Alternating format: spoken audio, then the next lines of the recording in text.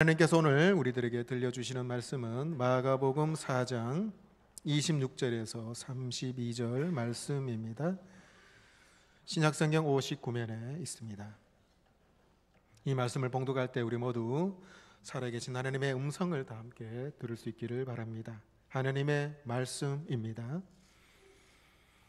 또 이르시되 하나님의 나라는 사람이 씨를 땅에 뿌림과 같으니 그가 밤낮 자고 깨고 하는 중에 씨가 나서 자라되 어떻게 그리 되는지를 알지 못하느니라. 땅이 스스로 열매를 맺되 처음에는 싹이요 다음에는 이삭이요 그 다음에는 이삭의 충실한 곡식이라. 열매가 익으면 곧 낫을 대나니 이는 추수 때가 이르렀음이라. 또 이르시되 우리가 하나님의 나라를 어떻게 비교하며 또 무슨 비유로 나타낼까? 겨자씨 하늘 같으니 땅에 심길 때에는 땅 위의 모든 씨보다 작은 것이로되 심긴 후에는 자라서 모든 풀보다 커지며 또 가지를 내나니 공중의 새들이 그 그늘에 깃들일 만큼 되느니라. 아멘.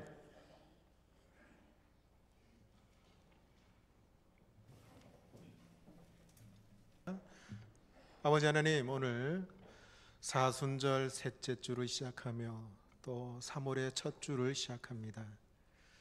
아버지 하나님께서 오늘 임재하시고 오셔서 얼음처럼 굳어진 우리의 마음을 물처럼 녹여주시고 녹여진 마음속에 우리 주님께서 오셔서 주님 친히 말씀하시옵소서.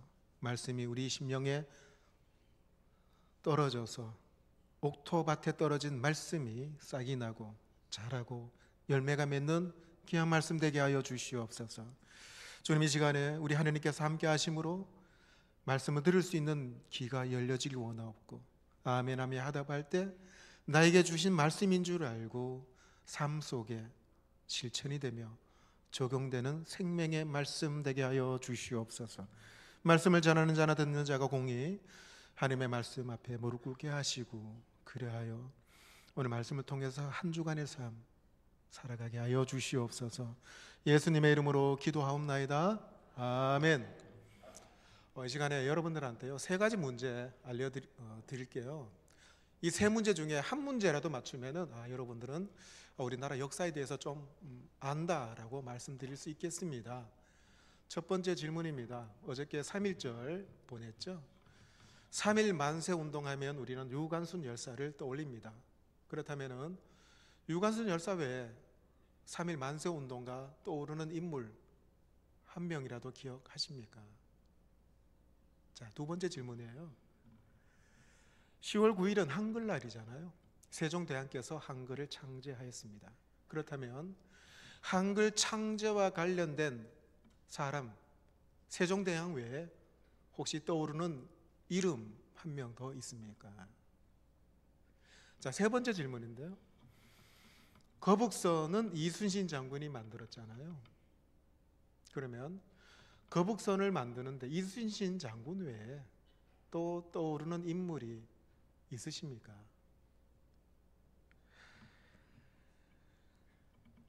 세종대왕, 유관순, 이순신 이분들 외에 누가 만세운동을 했고 누가 한글 창제에 동참했고 누가 거북선 제작에 참여했는지 다른 이름 떠올리 보라고 하면 대답을 잘 못하십니다. 무슨 의미일까요? 여러분, 역사를 대표하는 분들은 한두 분이지만 그 역사를 이루는 사람은 수없이 이름이 없는 분들임을 알려주고 있습니다. 동서고금을 막론하고 역사는 유명한 위대한 한두 사람에 의해서 흘러가는 것 같지만 사실은 무명인들의 숨은 누고와 땀방울이 있었기 때문이죠. 이거는 기독교 역사도 마찬가지입니다. 지금부터 정확하게 111년 전에, 그러니까 1907년에 평양으로부터 시작된 대부흥운동은 한두 사람의 유명한 사람에 의해서 이루어진 것이 아니고 이름이 없는 무명의 사람들에 의해서 이루어졌습니다. 우리 민족은 수천 년 동안의 외세의 침략 앞에서 한이 많이 서린 민족이죠. 주권을 상실하기도 했고 같은 동족끼리 분열이 되고 동족 상잔의 비극도 경험을 하였습니다. 그러나 하나님께서는 이런 민초들과 기독교인들로 하여금 이 땅을 지켜나가게 했습니다. 1905년에 일본은 강제로 을사조약을 맺어서 조선의 외교권을 강제로 박탈했습니다. 1910년 8월 29일에 일본은 한일 합방조약으로 끝내 경술국치의 슬픔을 우리로 하여금 경험하게 했죠. 그렇게 36년간 치욕의 나날들을 보내면서 우리 민족의 주권과 자존심을 잃어버린 채 동족 간의 반목을 하고, 그리고 삼천리 전국토가 피로 얼룩진 역사를 또한 가지고 있습니다. 그러나 당시에 우리 기독교인들에게는 단지 이런 민족의 아픔만이 고난의 전부가 아니었죠. 일본 침략이라는 이 사실 하나만으로도 힘겨운데 같은 동족들에게 극심한 박해를 받아왔습니다. 예수님을 믿는다고 이유로 호족에서 이름이 삭제되는 경우도 있었고, 구타를 당하기도 했고, 또한 머리털도 뽑히고 알몸으로 쫓겨나가기도 했죠. 이 당시에 선교 사역을 감당했던 선교사님들의 고난도 마찬가지였습니다. 선교사들이 아이들을 잡아가서 누나를 빼먹고 아이들을 음식으로 삶아 먹는다 소문이 퍼져나갔습니다. 또한 선교사들이 아이들을 외국으로 빼돌려서 노예로 팔아먹는다라는 소문이 있었죠. 그래서 선교사님들과 그들의 사역이 큰 위험에 빠졌고 선교 사역에 큰 타격을 받게 되었습니다. 그런데 여러분, 놀라운 것은 이런 암울한 민족적 역사 가운데, 이런 고난과 역경 가운데 하나님께서는 부흥의 역사도 함께 동시에 열어주셨습니다. 1907년에 평양 장대현 교회에서 열렸던 평안남도 사경회에서 성령의 불길이 떨어졌는데 거역할 수 없는 부흥의 역사가 촉발되었습니다. 이러한 부흥의 역사 속에서 복음의 진리로 무장한 무명의 그리스도인들이 민족의 해방과 미래를 위해 자신들의 전부를 다 내어 바쳤습니다. 우리에게 알려진 유명한 지도자 한두 분에 의해서 이루어진 것이 아니라 그 이름을 알 수 없는 무명의 사람들을 통해서 부흥의 역사가 시작되었던 것이죠. 1907년 1월 14일에 평양 장대현 교회에서 부흥 집회가 시작됐습니다. 월요일인데요. 부흥의 첫날 저녁 집회 때 그 집회를 목격했던 스왈론이라는 선교사가 그 부흥 집회 그 현장을 문서로 이렇게 남겼습니다. 월요일 밤에 성령의 은혜가 임하였습니다. 온 회중이 일치단결하여 드리는 통성기도는 마치 파도처럼 그 열정이 타올라갔습니다. 그런 후에 곧 간증이 시작되었고 이름 없는 무명인들, 그들의 언어, 그들의 표정, 그들의 눈물, 그들의 울부짖음이 그 이야기를 말해주기 시작했습니다. 그들은 간증할 차례가 시작되면 펄쩍 뛰고는 자신의 죄를 통회하지 않고는 견딜 수 없다며 울부짖기 시작하였습니다. 가장 소름 끼치는 일련의 죄에 대한 고백들이 방해받지 않는 가운데 있었죠. 사람들은 자신의 죄를 고백하고는 마치 가장 무시무시한 고통에 처한 것처럼 갑자기 무섭게 통회하고 애통하기 시작했습니다. 때로는 마치 숨을 쉬지 못해 괴로워하는 사람처럼 자기 가슴을 치기도 했고, 때로 그들 중에는 갑자기 마루바닥에 엎드려져서 몹시도 통회하는 가운데 손바닥으로 바닥을 연타하기도 했습니다. 이렇게 평양 부흥운동은 한두 사람의 주연 배우에 의해서 이루어진 것이 아니라 이름이 없는 무명의 사람들을 통해서 부흥의 역사가 일어났다는 거죠. 무명의 한두 사람이 아니라 바로 이름이 없는 그 이름 없는 참회 그리고 눈물 간증을 하는 그 이름 없는 사람들을 통해서 초대교회에 거대한 부흥의 물결이 일어나게 됩니다. 그저 놀랍다는 표현만으로 부족한 평양의 대부흥운동, 우리나라에 이토록 암울한 현실 가운데 이런 역사가 일어났다는 사실은 지금도 우리는 감사기도 제목이 되고 있죠. 그런데 세계 교회의 역사를 찾아보면 이러한 부흥은 비단 우리나라만의 이야기가 아님을 알 수가 있습니다.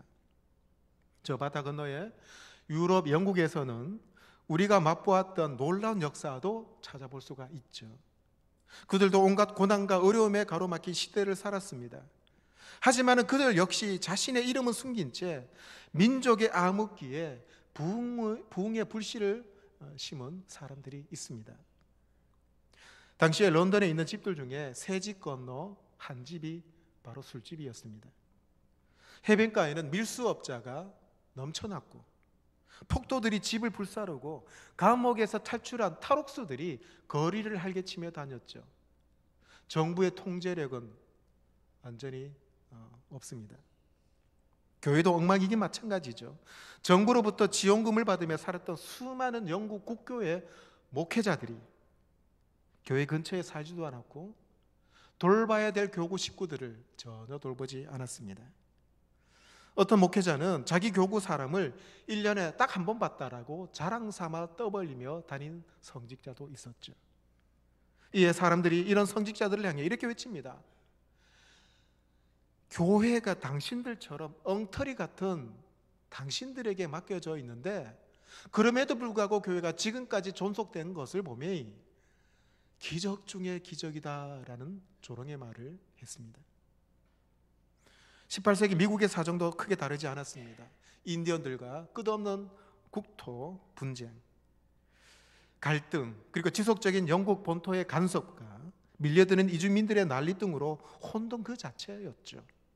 그런데요, 놀라운 것은 우리 한국교회 초대교회처럼 이런 제약과 어둠의 시대에 그때 부흥의 불씨가 시작되었다는 사실입니다. 거대한 부흥의 물결이 처음부터 대규모적으로 일어나지 않았습니다. 유럽의 곳곳에 일어난 작은 기도 모임이 불씨가 되었습니다. 요한 웨슬레, 찰스 웨슬레, 조지 히필트를 위시해서 홀리 클럽이라는 작은 기도 모임, 유럽 전역에 그 작은 기도 모임이 불처럼 일어나고 확산이 되었습니다. 이름 없는 그 작은 기도자 모임에 대부흥의 서막이 거기서부터 시작된 거예요. 무명의 기도 용사들로 인해 차근차근 준비되었던 부흥이 대부흥의 역사와 그리고 또한 성장을 가져다 주게 되었습니다. 영국과 유럽으로부터 미국 전역에 이르기까지 무려 40년 동안 폭발적인 대부흥을 맛보게 됩니다. 미국의 기독교 역사를 조금이나마 아는 분들은 아마 찰스 피니라는 분을 기억하실 것입니다. 찰스 피니. 그는 19세기 2차 미국 대각성 운동을 주도했던 대부흥사입니다. 그런데요, 찰스 피니를 기억해도 그의 기도 동반자였던 아베 클레리라는 사람을 기억하는 사람은 거의 없을 것입니다. 아베 클레리가 없었다면 찰스 피니도 없었을지도 모릅니다. 아베 클레리는 찰스 피니를 위해서 기도하는 전담 중보 기도자였습니다.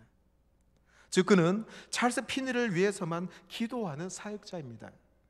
찰스 피니의 붕집배에서 회심했던 아베 클레리는 찰스 피니를 위해서 기도하는 것이 하느님께서 자기에게 주신 사명으로 알았습니다.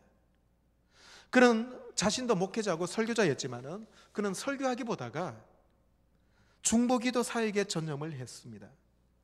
그는 처음에는 무릎을 꿇고 기도하다가 때로는 무릎 꿇는 것만으로 기도의 짐을 다 할 수 없을 것 같아서 마룻바닥에 엎드려서 뒹굴면서 찰스 피니를 통해 영원을 구해달라고 하나님 앞에 기도했던 사람이 아베 클레리입니다. 찰스 피니는 놀라운 부흥의 역사를 주도할 수 있었는데 그렇게 할 수 있는 이유는 바로 클레리의 중보기도 때문이었죠.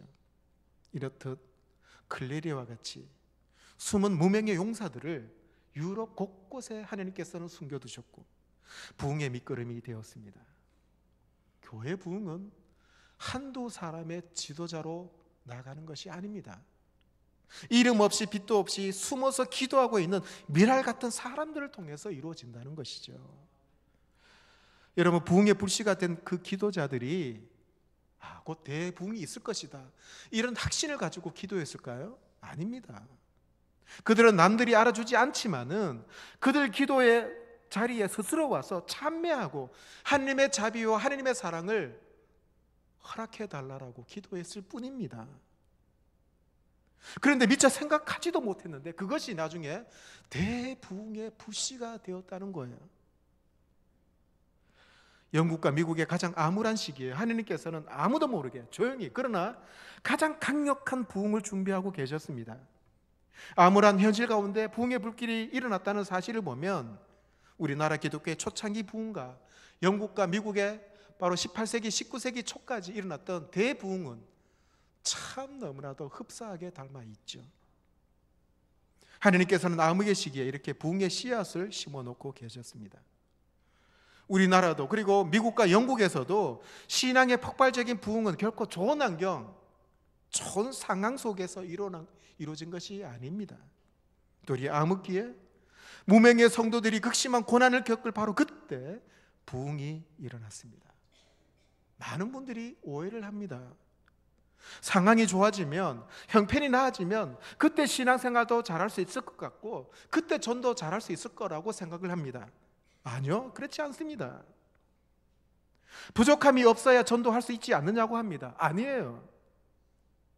기독교 역사는 그렇게 말하지 않습니다. 만족할 만하고 환경이 좋아지니까 신앙이 더 좋아졌다, 더 복음을 전할 수 있었다, 역사는 그렇게 증명하지 않습니다. 오히려 모든 것이 풍족할 그때 신앙의 쇠퇴기가 그때 왔어요. 어떤 분들은 지금은 부흥을 말할 때가 아니라고 하는 분들이 있습니다. 개인적으로, 교회적으로 전혀 부흥을 위한 환경이 준비되어 있지 않는데 지금 부흥을 말한다는 것은 너무 이르다라고 얘기하는 분들이 계십니다. 어떤 분들은 교회 부흥을 이야기하지만은 여러 문제를 타개하기 위한 도구로 부흥을 이야기합니다. 그런데요, 부흥은 어떤 환경이나 조건에 제한받지 않습니다. 부흥은 도구가 아니라 목적입니다. 왜냐하면 부흥은 태생적으로 고난과 핍박 속에서 탄생하기 때문입니다. 하느님께서 그리고 부흥을 원하시는 일이기 때문에 목적이라는 거예요. 그렇다면 성경 안에서도 이러한 일들이 증명됩니까? 당연히 증명됩니다. 우리는 성경 속에서도 극심한 고난을 넘어서 심지어 생명을 보장받을 수 없었음에도 불구하고 부흥을 이뤄낸 자들을 수없이 만납니다. 부흥의 가장 중요한 단서는 사도행전에 나옵니다. 사도 베드로가 한번 설교할 때마다 폭발적인 성장 이야기가 나오죠. 베드로의 설교 후에 예루살렘 기독교인들이 3,000명, 5,000명으로 부흥이 됩니다. 12명의 제자들과 사도들의 선교로 말미암아 이 복음의 물결이 세계로 뻗어나가죠. 그런데 그때 이스라엘 상황이 좋은 환경, 좋은 분위기였습니까? 아닙니다. 이스라엘 초대교회 부흥 역시 암울한 현실을 딛고 일어선 거예요. 고난과 역경의 열매가 바로 부흥이었습니다. 당시 이스라엘은 북이스라엘이 아수르에 의해서, 남유다는 바벨론에 의해서 패망당하고 난 뒤에 여러 강대국 제국들에 의해서 식민지 생활을 했었죠. 자유와 주권이 박탈되었습니다. 당시 이스라엘 최고 재판기관이 사내들인 공회인데 이 기독교인들이 사내들인 공회에 의해서 비참하게 박해를 당하고 있습니다. 더군다나 이스라엘을 지배하고 있었던 로마 제국도 숱한 세월 동안에 기독교인들을 박해했었죠. 주로 예루살렘에 밀집해 있었던 기독교인들이 사방으로 흩어진 계기, 복음이 전파되고 확장되는 계기가 그들의 형편이 좋아서, 그들의 상황이 좋아서 그것이 아니라 박해 때문에 복음이 퍼져나가게 되었습니다. 박해가 오히려 복음 확장을 시키는 계기가 되었던 것이죠. 주권을 빼앗긴 약소국의 백성으로 같은 민족의 동포들에게도 핍박받는 한 사람 한 사람을 통해서 하나님께서는 인류 구원이라는 거대한 프로젝트를 준비하셨습니다. 영화 쿼바디스를 여러분은 다 보셨을 겁니다. 이 영화를 보면 초대교회 기독교인들이 네로 황제의 박해와 모함을 받는 장면이 많이 나옵니다. 기독교인들은 굶주린 사자 앞에 끌려 나와서 거센 이빨과 발톱에 갈기갈기 찢겨집니다.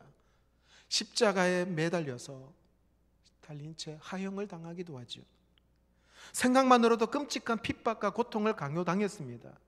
수많은 무명의 용사들이 그렇게 생명을 걸었고 그들의 헌신과 피로 부흥의 토대를 이루어갔습니다. 그런데요, 우리는 로마 부흥을 얘기할 때마다 언제나 베드로, 바울 두 사람 얘기만 합니다. 다른 이름 없는 성도들의 피 흘림과 순교에 대해서는 잘 알지 못합니다. 커바디에스에서도 베드로의 행적만이 자세히 그려져 있죠. 로마에 얼마나 많은 십자가가 세워졌습니까? 그런데 우리는 오직 한 사람 베드로의 이름만을 기억하고 있습니다. 로마를 적시고 세계를 적신 피는 베드로와 바울, 이 두 유명한 자가 흘린 것만으로도 터무니 부족합니다. 바로 이름이 없는, 우리는 기억하지 못할지라도 수많은 무명의 순교자들의 피가 그 땅을 물들였던 것입니다. 하느님께서는 베드로의 피를 받으셨어요. 바울의 피도 받으셨습니다. 그러나 그들과 함께 수많은 이름 모를 순교자의 피를 또한 받으셨죠. 기억할 수 없는 초대교회 기독교인들이 뿌린 피와 생명의 열매가 오늘날 전 세계 21억 명의 기독교인들을 하나님께서는 만들어 주셨습니다. 이 사실이야말로 우리가 거부할 수도 외면할 수도 없는 역사적 사실입니다. 여러분, 지금까지 설교 말씀 듣고 나니 하나의 수학 공식이 떠오르지 않으십니까? 고난이라는 시대적 상황이 있습니다. 그런데 그 와중에서 믿음을 지키기 위해 더 큰 어려움을 헤쳐나가는 성도들이 있습니다. 그리고 그들의 수고와 희생, 그 결과로 부흥이 오게 된다는 공식, 이런 공식을 깨달으셨는지요? 이런 부흥의 공식은 하느님의 말씀으로도 확인될 수 있습니다. 오늘 본문의 말씀을 한번 보십시다. 이 말씀 속에서 어떤 사람이 이제 씨를 뿌리러 들에 갔습니다. 하나님의 나라는 사람이 씨를 땅에 뿌린과 같다고 했습니다. 근데 왜 거기에 비유했을까요? 왜냐하면 사람이 씨를 뿌리지만은 자고 깨고 하는 중에 씨가 나서 자라고, 그런데 그 씨가 어떻게 싹이 나고 자라는지 사람은 알 수가 없습니다. 씨를 뿌렸지만은 그 씨가 언제 싹이 나고 언제 자라고 어떻게 자라나는지 사람은 알 수가 없습니다. 우리가 고대하는 부흥은 이와 같다는 거예요. 언제 부흥이 오는지 어떻게 부흥이 오는지 알 수 없지만은 문제는 누군가가 씨를 뿌렸다라는 사실입니다. 누군가가 믿음의 씨를 뿌렸고 그 믿음으로 씨가 자랄 때까지 기다렸다라는 것이 중요합니다. 오늘 보면 30절에서 32절에 이렇게 기록되어 있습니다. 또 이르시되 우리가 하나님의 나라를 어떻게 비교하며 또 무슨 비유로 나타낼까? 겨자씨 하늘 같으니 땅에 심겨질 때에는 땅 위의 모든 씨보다 작은 것이로되 심긴 후에는 자라서 모든 풀보다 커지며 그 가지를 내나니 공중의 새들이 그 그늘에 깃들일 만큼 되느니라. 다른 씨보다 훨씬 작은 겨자씨 하늘이 뿌려졌는데, 땅에 심겨졌는데 나중에 자라고 나서 나무가 되어 새들이 와서 그 그늘에 깃들 만큼 커졌다는 거예요.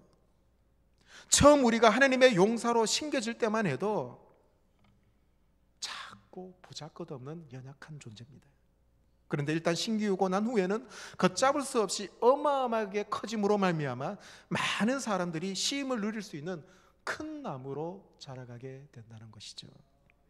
여러분, 부흥은 이렇게 옵니다.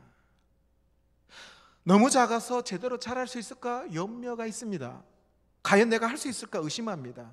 아니, 내가 하는 이 작은 수고와 기도가 부흥의 씨앗이라고 생각하지도 못합니다. 그런데 어느새 자라기 시작하고 점점 커다란 대의 부흥의 역사가, 하나님의 거대한 부흥의 역사가 결과로 나타나게 된다는 거예요. 여기서 우리가 잊지 말아야 될 사실이 있는데요, 유명한 몇 분 사람들, 길선주 목사님이나 요한 웨슬레, 베드로, 바울과 같은 우리에게 알려진 자들만이 부흥의 용사가 아니라는 겁니다. 수많은 무명의 부흥 용사들 가운데 몇 명의 이름만 알려질 뿐이라는 거예요. 더러는 자신의 살아있는 동안에 부흥을 눈으로 목도하지 못하는 사람도 있습니다. 그러나 그들의 희생과 헌신을 통해서 부흥의 역사가 있었음을 우리는 간과해서는 안 됩니다. 여러분, 퍼즐 조각 맞추는 게임 한번 해보셨죠? 하나의 커다란 그림을 조각 내어서 이 파편이 되는 조각들을 이제 하나 둘씩 짜 맞추어서 큰 그림을 맞춰가는 게임입니다. 수많은 무명의 부흥용사들 가운데 이 몇 명이 알려졌는지 알 수는 없지만 그 작은 조각들이 무명의 용사라는 겁니다. 처음에 한두 조각을 바라봤을 때는 이 조각이 어디에 있는지 참 알 길이 없어요. 처음 한 조각 한 조각 맞춰갈 때는 도무지 그 조각 너머에 무슨 그림이 있는지 알 수가 없습니다. 수많은 퍼즐 조각들을 제자리에 맞추기는 쉽지 않아요. 퍼즐 한 조각이 그림 전체 어디 부분에 속해 있는지 알지를 못하죠. 당황해합니다. 포기하고 싶습니다. 그런데 한 조각 한 조각 짜 맞춰 보니 점점 윤곽이 나타납니다. 그림을 완성해 보니까 타이타닉 호입니다. 시간이 흐르면은 퍼즐 하나 둘 맞추게 되는데 그 속도가 점점 빨라집니다. 나중에는 퍼즐 한 조각만 따로 보아도 이 조각이 어느 부분에 속해 있는지 다 알게 됩니다. 이 퍼즐 조각은 회색이니까 분명히 타이타닉호 꿀뚝에서 나는 연기 거기에 있을 것이다. 이 조각은 검은색이니까 배 밑바닥에 있는 밑창에 있는 그 부분에 있는 퍼즐이 분명하구나 다 알게 됩니다. 우리가 처음 부흥의 씨를 뿌릴 때는 그것이 부흥인지 아닌지 모릅니다. 부흥의 열매가 언제 어떤 모습으로 나타날는지 모른다는 거예요. 그래서 답답하고 힘이 듭니다. 내가 기도하는데 이것이 얼마나 하나님께 기쁨이 될 것인가 모른다는 거예요. 그러나 퍼즐을 맞추듯이 인내함으로 정성껏 부흥의 조각을 하나 둘씩 맞춰 가다 보면은 언젠가는 부흥의 날이 빠르게 다가온다는 거예요. 물론 부흥의 조각을 맞추는 그 과정은 쉬운 일이 아닙니다. 하지만 부흥이라는 원그림, 그 그림은 너무나도 분명하게 다가온다는 것이죠. 여러분 숫자 중에 어느 숫자 좋아하십니까? 많은 분들이 럭키7을 좋아하더라고요. 성경에서 7이라는 숫자는 완전한 수입니다. 그 다음으로 성경에서 중요한 수가 50입니다. 50, 종들이 해방되고 땅이 자유를 얻는 희년이 50년째입니다. 유대인들이 봄에 추수하는 기간을 50일로 잡았습니다. 부활절 이후에 부활의 기쁨을 나누는 그 절기가 바로 50일입니다. 원래 우리 교회 가장 큰 목회 사역이 앞으로 50일 남았습니다. 예수 행복 축제 4월 29일에 있습니다. 우리 교회가 예수 행복 축제 준비 기간을 50일로 잡은 이유가 있습니다. 50일은 한 영혼에 대한 구원의 이야기를 채우는 데 있어서 길지도 짧지도 않은 가장 적당한 기간이 50일입니다. 우상교회 성도 여러분, 저는 담임 목사로 여러분 앞에 간곡하게 부탁의 말씀을 드립니다. 지금부터 온 성도들이 50일 동안 한 생명을 품고 기도하고 한 생명을 교회로 초청하는 기간으로 삼읍시다. 50일 동안 아름다운 사랑 이야기로 가득한 교회가 되도록 우리 힘을 한 곳에 모으기를 원합니다. 왜 여러분 고생해서 이렇게 아름다운 성전 지으셨어요? 누구를 위해서 지으셨습니까? 우리만 편하게 신앙생활 하려고? 우리끼리 친교하기 위해서 건물을 지은 거 아니지 않습니까? 멋지게 좋은 집을 지었거나 이사를 하게 되면 집들이 하잖아요. 4월 29일 예수 행복 축제에 여러분 한번 집들이 멋있게 한번 합시다. 오산교회 부흥을 위한 불씨들이 되어야 되지 않겠습니까? 내가 그 작은 불씨 역할, 부흥의 용사가 되어야 되지 않느냐 말입니다.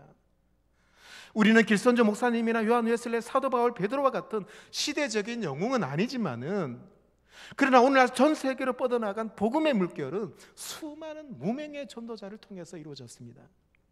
여러분, 내가 오늘 우리 오산교회의 부흥을 위한 무명의 전도자가 되어야 합니다. 처음부터 거창하게 할 필요는 없습니다. 50일 동안에 지금부터 평범한 일상의 삶 속에서 믿음 생활을 제대로 해나갑시다. 퍼즐처럼 개개인의 변화와 기도와 전도가 한데 모아졌을 때 하나의 거룩한 퍼즐, 위대한 부흥이 이루어지는 것처럼 여러분 한 사람 한 사람이, 여러분 구역 구역이, 교구가 부흥이 될 때 오산교회가 부흥이 되고 나아가서 한국교회가 부흥이 됩니다. 4월 29일 예수 행복축제 앞으로 50일 남았습니다. 영혼 구원이라는 사랑 이야기를 담아내기에 충분한 시간입니다.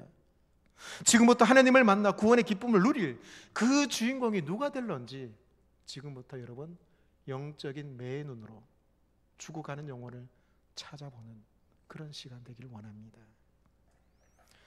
저는 오늘 말씀을 준비하면서 여러 자료를 찾다가 시 한 편이 눈에 들어왔습니다. 그 시는 어느 목사님이 지은 시입니다. 감동이 되었어요. 어느 목사님이 한때는 이름 있는 큰 교회 목사로 살고 싶었는데 근데 알고 보니 그게 아니었다라는 거예요. 이름 없는 전도자로 묵묵히 사는 것도 하나님께서 기뻐하시는 일이다 하면서 이 시를 지었습니다. 제목은 어느 전도인의 시입니다. 나는 한때 장엄한 예배당에서 위험 있는 모습의 멋있는 설교자이고 싶었습니다. 그러나 지금은 한 영혼을 사랑하며 눈물로 외치는 거리의 전도자이고 싶습니다. 한때 나는 풍성한 헌금으로 구제와 선교에 힘쓰는 덕망 있는 목사이고 싶었습니다. 그러나 지금은 한 영혼을 사랑하여 저들을 찾아가는 세상 속의 목사이고 싶습니다. 한때 나는 수많은 성도들에게 쌓여 존경받는 모습으로 좋은 목회자이고 싶었습니다. 그러나 지금은 한 영혼을 사랑하여 말없이 썩어지는 섬김의 종이고 싶습니다. 그 어느 날 내 끓는 피가 식어가고 뛰던 심장이 멈추는 날, 한 영혼 때문에 울고 한 영혼 때문에 거리를 헤매고 한 영혼 때문에 외치던 거리의 전도자 아무개 천국 입성하다, 그런 소리 듣고 싶습니다. 예수행복축제 50일 동안에 이 목사님의 이 시의 고백이 우리 입술에서 나오는 고백이 되기를 주의 이름으로 축원합니다. 우리 시간에 다 같이 일어나서 찬양 하나 할까요? 복음성, 우리 부흥이라는 노래를 말씀을 생각하면서 간절한 마음으로 기도하는 마음으로 부흥 복음성 부르겠습니다.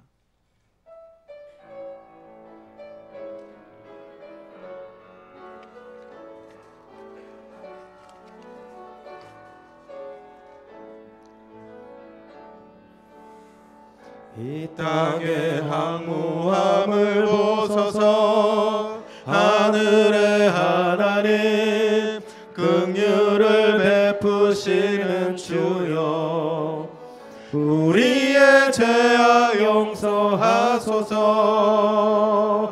이 땅 고쳐주소서. 이제 우리 모두 하나 되어 이 땅에 무너진 기초를 다시 쌓을 때 우리의 우상들을 태우실 성령의 불 임하소서. 부흥의 불길 타오르게 하소서. 진리의 말씀 이 땅 새롭게 하소서. 은혜의 강물 흐르게 하소서. 성령의 바람 이제 불어와 오 주의 영광 가득한 새날 주소서. 오 주님 나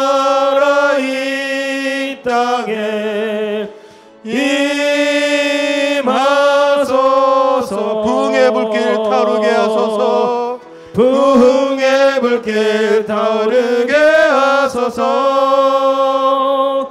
진리의 말씀 이 땅 새롭게 하소서. 은혜의 강물 흐르게 하소서. 성령의 바람 이제 불어와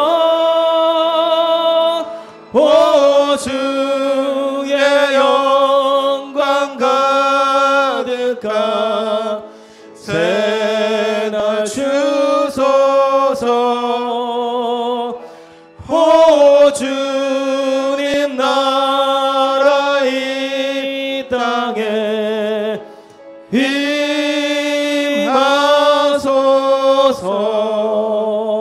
임하소서. 기도하겠습니다. 기도하실 때 아버지 하나님, 우리 오산교회 부흥을 위해서 작은 불씨가 되길 원합니다. 하나의 미랄이 되기를 원합니다. 주님 은혜 베풀어 주셔서 부흥을 위해 고난과 역경도 달게 받게 하시고 주님 앞에 쓰임받아 50일 동안 예수 행복 축제를 통해서 교회 부흥의 불씨가 되길 원합니다. 우리 같이 기도하도록 하겠습니다. 기도합니다. 아버지 하나님,